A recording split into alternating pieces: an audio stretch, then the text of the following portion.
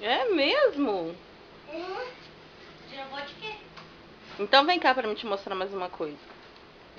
Não, deixa a mochila lá. Não, até eu quero ver.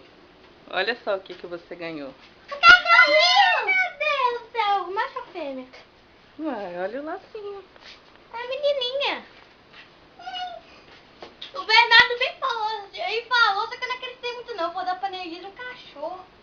É, foi Bernarda, a Nayara e a Alice que te Como é que deram. chama isso?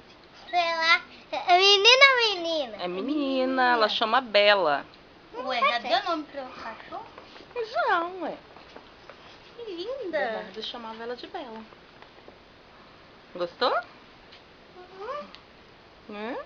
Vai ficar só olhando? Não vai nem pegar?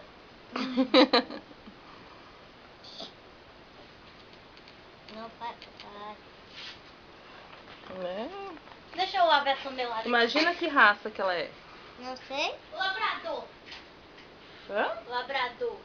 O que é labrador? Igual que cachorro da Mônica. Mas tem? não é dentuço. Não, amor, aquele cachorrinho que tem daquela menininha da Mônica. Como é que ela chama? Aquela menininha que é... Aquela menininha da Mônica. Aquela menininha da Mônica que é cega. Ah, tá. Lembra? A Dorinha. Isso. Gostou? Olha aqui pra mim. Gostou? Então agradece. Obrigada. Pra quem? Era Nayara, Alice e Bernardo. Nayara, Alice e Bernardo. Quê?